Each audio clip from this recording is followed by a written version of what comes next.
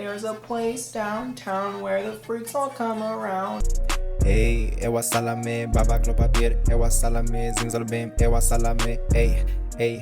Hey. Hi guys, my name is Indigo and welcome back to my channel, or welcome if you're new here. Are y'all digging this? Cause like I look like a man right now. We're about to change that, but I asked you guys on my Instagram, which I am way more interactive on, so if you guys want to interact with me, go follow me on there. What you guys would like to know about influencers and the lifestyle and what goes on behind the scenes, so I will be answering your questions today about all of that. And I'm also going to be doing my makeup. I'm going to be doing a makeup look inspired by Milk1442. They make really awesome face charts, so make sure to go check them out on Instagram. But enough talking, let's get started. There's a lot of glitter going on here, so we're about to pull a Kesha. Just putting some white on my eyelids so that way the blue pops even more. So let's get on to the first question. Is it even possible to have a relationship? A lot of people ask this for whatever reason. I'm gonna be putting some dark blue eyeshadow right in the center, by the way. And the answer is probably not. Maybe you might have a little bit more time if you have like a whole team, but if you're really serious about it like I am, and for the most part there's only 2 people in your team maximum, sometimes it's only just me, you're pretty much busy 24/7. You do not have any time to be doing anything, so that includes relationships. Also, like the fact that just like dating overall is just like really weird for influencers. I'm only speaking for myself, because you're in that weird bubble where like you're not famous but like you're known, and some people can think that they can ride you for clout, but like there's not much clout to be ridden. Does that make sense? So you have to be a lot more careful about it. Like right now, I am not interested in talking to anybody, and I will keep it that way for quite some time because I don't play those games. How do you get on somebody's PR list? Okay, so this kind of varies. For the most part, they will reach out to you. You don't reach out to them. However, you can reach out to them. You could ask your friends about like what are their like PR emails and whatnot. I wouldn't really recommend doing that. That just requires a lot more eloquence with your words. Quite frankly, I haven't really done it because I'm scared. I'm so afraid of rejection, so I just don't do it. However, if you do have management, the management will basically take it from there and they will put you on like so many PR lists. So there's that. I'm blending out the blue with like a lighter blue right now, by the way, so that way it's like a little bit more pretty and not as harsh. How long does it take to make a standard 12-minute video, including retakes, editing, etc.? Me filming a video easily will take me anywhere from 2 to 3 to 4 to 5 hours. 5 hours is not unheard of. 3 hours is more of like the average. If I'm doing like a very big, crazy look, it's even longer. I've had some videos roll out for up to 8 hours. A lot of batteries, a lot of SD cards getting full, a lot of retakes, and then editing can take anywhere from like a day to like a day and a half, or 2 days is more realistic rather than a day. A day is like if I have to be like on top of my game and like I really have to get stuff out. Just for like 12 minutes, sometimes even 7 minutes. Like uploading it onto Instagram is like an additional hour. I would say like give it like an hour. Making a caption about 10 to 15 minutes. Responding to comments on Instagram, an additional hour. Editing the thumbnails, 2 hours. Editing your Instagram pictures, also 2 to 3 hours. So if it does sound overwhelming, it's because it is. I'm gonna use a darker blue in the outer corner, just make things a little bit more darker. Are you actually friends with the people you collaborate with? If not, do you actually like them? New disclaimer, everything that I'm talking about right here is just my personal experience, so if anybody else says otherwise, that is their experience and it's equally as valid. In terms of me, I personally, first of all, have never actually collaborated with anybody except for my friend Callie, and if you consider the show a collaboration, then that. But for the most part, I would not and will not collaborate with somebody if I am not friends with them already, unless I really have always been like a huge admirer of their content and their creations and their artwork. But I would not reach out to anybody that I don't admire or I'm not a friend of. I'm just not really good with new people regardless. If I've collaborated with somebody, that means that I am friends with them. I heard some brands pay for influencers to come to their events. Is that true? Yes and no. If they are a bigger influencer that has more notoriety, it could be possible. I'd say that if you see somebody like on the flyer of something or they're being promoted as showing up to that event, they are definitely absolutely 100% paid for that, because if they don't appear, there is going to be issues because it was advertised. You know, a great example is Megan Thee Stallion at BeautyCon last year. You think that girl really was just gonna go up there and show up just because? No, girl, she has better things to do with her time. And for example, make the best songs of the summer, she goes hard. Alternatively, if you are a smaller influencer, and by smaller I mean less than 1 million, you probably just get the invite, and if you show up, you show up. If you don't, you don't. It's not really that big of a deal. And that also doesn't mean that every single event that a big influencer goes to, they're paid to go to. Sometimes they just really want to go. What do you go through within the industry industry? How are you all treated from start to now? I'm not coming for nobody. I'm not being petty or anything, but I am. When you first start off, you're kind of seen of as a joke, like another kid with a cute imagination, like they don't really think that you're gonna get anywhere farther. So bigger influencers will toss you to the side. Some, not all. I have been friends with some big boy influencers for a really long time, and they've always been there for me, and they still continue to be there for me, and I push you so hard, period. Y'all know who you are. But there will always be those types of people in any setting where they think that they are better than you, but then the tables switch up and they're left a little shook. Brands scoff at you at first, and now they're in your DMs. And you know, I totally understand why, because everything is all about the metrics and the numbers and the engagement, and it is all advertising at the end of the day. Influencers are advertisers, like it's a legitimate job. So I understand why. Also, I'm gonna put some blue glitter on my eyelids. I'm gonna be using the Alexis Stone Transformation Palette for that. Come on, y'all. This is so Kesha. We're pretty and sick.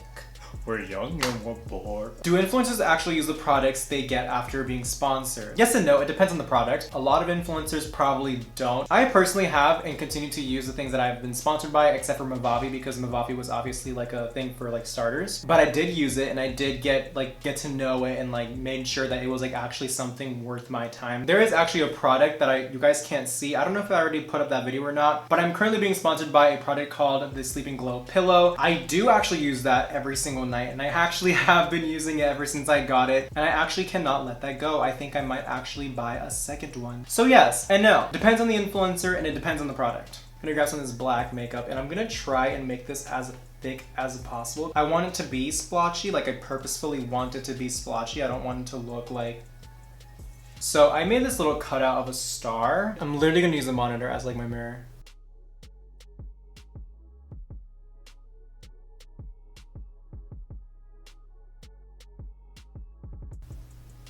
Ooh. So now we're done with that. I'm gonna start adding like some little glitter particles and whatnot. So you're just gonna see me do that while I'm answering the rest of these questions. Do you work more than 8 hours, and do you work every day? I absolutely do work more than 8 hours a day. And yes, I do work every single day. It is very rare that I actually do have a day off. However, I really enjoy what I do, and I really have so much fun. Every single day is a new day. As you guys can see, I always have the opportunity to do new things. I'm able to go to events. I'm able to meet such crazy and like amazing people that never in a million years I would have thought that I ever would have met, and let alone even be friends with. My job is not boring, and that is exactly what I want in my life. I never want to be bored. I don't ever want to have a 9-to-5 job. I can have a 16-hour job, but I can't have a 9-to-5. So I definitely am very grateful for the position that I'm in. Despite me constantly working, it almost doesn't feel like I'm working. It feels like I'm kind of doing like a passion project that stresses me out so much. This isn't exactly what I want to do. I'm not quite at where I want to be, but I'm getting closer every single day. So yeah. How do you respond to hate? I literally just block people. If somebody says something that I don't like in the slightest, blocked. If somebody has something to say, blocked. My little block button does not discriminate. Just gonna use some lash glue to just start putting on some additional little crystals and whatnot. Tonight we're taking names 'cause we don't mess around. Do I enjoy fan accounts? I do love them. They're so funny. I did not expect them to be so funny, because like I've never had obviously fan accounts before. But like, you know, like when you see them like on Twitter and social media and stuff, you're just kind of like, okay, like they're just like fans of something. But like my fan accounts are hilarious. They be making the strangest stuff, and it is so funny. And my favorite thing to do is like to pop up in their group chats and just scare them out of nowhere. I'll just be like, hi, and then just start freaking out. And it's so cute. And they are so supportive and so sweet and so funny. And I already know that me saying this is gonna somehow make it onto their accounts. And then somehow I'm gonna be edited into a fish. Is it worth quitting school for? No, absolutely not. Please finish school. The thing is I'm gonna keep it real with everybody here. This job is very high risk and high reward. You can be hot one day and then the next day you are nobody. So it is not a reliable career. It should be taken as a job that gets you a lot of connections and a lot of opportunities to get you to where you actually want to be. Being an influencer should not be your end goal. I guarantee you that nobody is going to be doing this for their entire lives. I know that I won't. I'm being fully realistic here. I would like to venture out into the music industry. I would like to venture out into modeling and like acting and whatnot, something like that. This is something to give you opportunities, not to take away. So definitely stay in school. Do not throw your education away. Is the pressure to post overwhelming sometimes? Absolutely. There are some days where I just do not want to post, and I have to keep my algorithm up. And you know, just like that day I just won't be feeling as like confident as I normally am, which is already very low to begin with. So yeah, it definitely can be really pressuring a lot of times. Sometimes I just know that a makeup look is just simply not the best that I've ever put out, or a YouTube video is not the best that I've ever put out, and I still have to post it because I have nothing else to post, and I just like, it's horrible because I'm like, I know this isn't good and I know I could have done better, and sometimes you just have to post it and just keep on going with life. So it is very pressuring in that sense. You can't not post because it's all about metrics and engagement and the algorithm, and if you just even miss one day, it will plummet. I'm gonna start applying my lashes and my mascara. Do you honestly feel like you are more worthy than regular people? Okay, let me fix the terms used in this. I am a regular person. I don't think differently than that. And I am the type of person where I believe that you do not deserve something, you earn something. So anybody that does have a platform, it's not because they deserved it, it's because they earned it. And the way that they earn it is by actions, by posting, and by consistently being consistent, proving their worth, and continuing to prove it to continue growing. So I don't think that I deserve where I'm at, and I don't think I deserve it more than other people, but I definitely do feel like I've earned it, and I am here to claim my title, and I'm here to make it clear that I'm here. Somebody can sit here all day and say that they deserve something, but if they don't have it, they don't have it. The person that earned it is the one that has it. So that's my take on that. I'm also gonna add a little bit of black dots like around this just to make it look a little bit more like dirtier, because you know, dirt and glitter. And if anybody ever says that they deserve something, run away, run away. I always wondered if influencers really take the time to read comments. They do, at least I do. I really do try my best to reply as to many people as possible. I know that for sure on YouTube, I don't reply as often, just because I get a lot more anxiety when I do post on YouTube. I'm trying to get better at it, but I know that on Instagram in the first hour, I will always answer comments. I'm gonna be using the Tati lashes. I have no idea which one, but I'll put it right up here. So yes, I do really try my best to answer and read all the comments. However, I know that a lot of influencers actually don't, and there is great reasoning behind that. You know, it could be because they are really busy and it's very understandable that they can't. Other times it's because flat out, go through their comments and you will see some pretty gnarly being sent their way, and I would totally not read the comments there. I know for a fact that on TikTok, I don't read the comments. After the whole like episode 2 thing, I do not read the comments. So I totally can understand why some people would just avoid it overall. Hopefully one day they can start reading them again. How many people are on your block list? Like I said before, a lot of people get blocked. I'm not interested in hearing what people have to say if it's not positive. It can go for anybody, like I said before. People who follow me, people who don't follow me, influencers, celebrities, it does not matter who it is blocked. I don't have time. I have the time to block you, but I don't have time to indulge in your amazing comments. I don't play those games. I'm telling you guys, I do not play those games. I'm gonna go ahead and do the other. I have a camera and I will be right back. Power bra, we're back. Okay. I'm telling you, y'all, I literally feel like Kesha right now. So next question. Do your friends and family treat you different after fame? By the way, I'm gonna start doing my lips. Y'all already know the drill. BFF number 3, taunt, and frosé, in that order. That's a trick question because quite frankly, my friends and family, no. The people that pretended to be my friends and family, yes. More specifically like friends, a lot of them who I hadn't even talked to in a really long time suddenly were like, oh, I'm so proud of you. Oh, you've done such amazing things. And I'm just like, that's not what you were saying when I was just starting out. People that don't see your vision and then criticize it, suddenly coming back, asking you how you did it. Don't. And you know I'm mad when I say that because I said don't, not even don't. Yeah, so those people I did not hesitate to extinguish, but I would not qualify those as friends and family because they aren't and they never were. I have a very small and selected group of people who I actually trust, and I am very grateful for the people that I can trust, and that is the way that I'm going to keep things. The click real small and we head into the test so we can get a better view. Like, do they feel alone?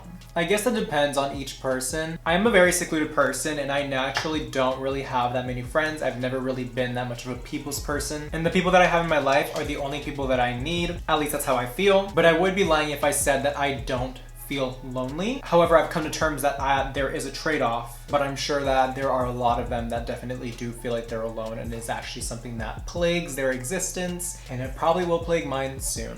So stay tuned. How do you even manage your time? I don't. Ooh, this is a really good question. Okay, so why do they all live in LA or even NYC sometimes? There's a very big reason as to why a lot of people choose to live in LA or New York when they are influencers, and that is because it is the land of opportunities for everybody, and in terms of marketing and business and events and PR and all that, it's all based here in Los Angeles and sometimes also in New York. So those are the hot spots for this type of job. You are naturally going to be more preferred by brands because they're able to see you in person. You're able to be at their events and stuff, and they get to know you, and you get to know a lot more influencers. So there's more connections, there's more brands, there's more opportunities. I guarantee you that if I would have stayed in Florida, I would not be where I am right now at all. It is definitely going to be a whole lot easier on me because I live in Los Angeles, and I'm sure it's probably the same for somebody that lives in New York. I don't really hear about New York as often though. I think it's definitely a lot more of like an LA based thing because a lot of the brands are just based here. So that's why you see them all moving here. It's inevitably going to be a thing that happens. Okay, so everybody keeps on asking me about the money aspect of things, and I can't just ignore that because there's just too many. I'm not gonna talk about my specific rates or my metrics just because that is my personal business. I will talk about what to expect and what is average and what is normal for influencers and why it's priced in that way. I'm cleaning on my lips, by the way, that's why I'm looking down. So basically something that you have to keep in mind is that it's all about engagement. It's not about the followers. And the reason for that is because it used to be about followers as well, but it got really easy to buy fake followers, and a lot of brands started catching on that a lot of influencers weren't actually influencers and had actually bought their platform, and that created a very big issue in the influencer industry, making it almost like not respectable by a lot of companies. So now there's a whole bunch of companies who don't actually value influencers and completely try to undersell them. And then there's also the ones that disrespect you. Brands are less likely to take you more seriously, and if you don't have management, they will take advantage of you and they will not accept the actual offers that you are actually worth. So that's why a lot of influencers also have management, because management kind of counteracts that, because they definitely protect somebody from a lot of BS from a lot of these companies who just like to take advantage of you. And the reason I'm telling you this is because a lot of people actually don't know their worth and why they're charging as much as they are for their posts and stuff. So a lot of brands actually get away with this with smaller artists because they have been, and they continue to get away with it. So everybody's pricing is different and everybody has different rates and whatnot, and it all depends on a whole bunch of factors. Do you have a larger following? Is that following very engaged? Do you get a lot of likes? Do you get a lot of comments? If so, how many of those people actually watch your story? How many people actually click the links on your stories? Have you been in a thing that gives you notoriety compared to somebody else who's also on your platform? All those things just kind of add up and basically make you into a specific type of price point and whatnot. So somebody that has my same following but has less likes might get paid less than me. However, if they are a notable person in society that has had fame before, they might get paid more. If they have good management, they might also get paid more, and vice versa. I think for Instagram, it's like a cent per follower that you can charge for a post, including engagement. It has to be true followers, it can't be bought. So that is a very big reason as to why you should not buy your followers. It's not just harming you, it's harming everybody. I'm not gonna disclose my rates, guys, I'm sorry. But if you guys find it out, oops. Ooh, things that you can't do because of this job. Well, for the most part, you can pretty much do anything. I don't really think that a lot of influencers of my level have any issue walking around in public. At least I don't know, you know, cause like the whole ordeal that's been going on started happening after the show, so I have not actually left my house, so I wouldn't know. But judging with the friends that I've gone out with who have this amount of people, if not more, following them, it's not an issue. Every now and then they might probably get somebody that comes up to them and like asks for a picture. Not that big of a deal, but you definitely do want to be more careful about everything that you do or you say, because everything is basically seen under a microscope. Probably best to not voice any opinions. It can become a whole ordeal, and you generally have to be a lot more kinder to a lot of people, because at the end of the day, that is your image. And if you constantly go around sizing people and ignoring people and being mean to everybody, it's going to spread around. You basically now have to become like a very formal and social person no matter what, so that way your image doesn't get tarnished, because one bad encounter could become this whole huge ordeal. Okay, this is the last one because I'm actually done with my makeup. Let's make this one juicy. How do you actually stand out from all the other influencers? Love you in your work. Thank you, I love you too. Just being completely honest here, we are in an oversaturated market, so it is really, really, really hard to stand out. And quite frankly, I would avoid trying to stand out and just being you, doing your own thing and being consistent. And I would highly recommend just looking at your insights and seeing which posts do better and then trying to find what is similar between all of them and then making that your niche. Because I remember when I first started out, I actually did a lot of special effects makeup. I actually did creatures and demons and crazy wild different makeup looks, and I just did something so random every single time because I really liked that. But it wasn't helping me grow because people just simply aren't interested, and that's why you won't really see as many special effects makeup accounts being as popular. It's not because people haven't tried it. It's not that people aren't creative. It's just that people don't want to see it. Everything is affected by the consumer. People flat out just don't really want to see something that's unique. People want to see stuff that is cool and pretty, but it's also easy to replicate, and it's also something that they feel like they can do. So it's a very interesting fine line that you have to walk, and it's something that everybody has that is really personal to them. You can definitely tell when somebody is trying to like stand out, and a lot of times it's more off-putting than not. So I would just make sure that you are actually truly yourself. And I'm not saying this because just like be yourself and everything will be fine in life. People will follow you because of your personality. People will follow you because of your talent and what you do. Nothing happens overnight. If you guys think that anything happens overnight, you guys didn't see the full story. So that is it for today's episode. Thank you guys so much for dropping all your questions and all your comments. Unfortunately, I obviously was not able to get to everybody's comments, and maybe I'll do a part 2 if this video does really good. And I am very pleased with my makeup. I am so happy with how it turned out. If you guys like my art, if you guys like my energy, please like, comment, and subscribe, and follow my Instagram down below and turn post notifications on, and I will see you guys in the future. Bye bye. Cue the montage.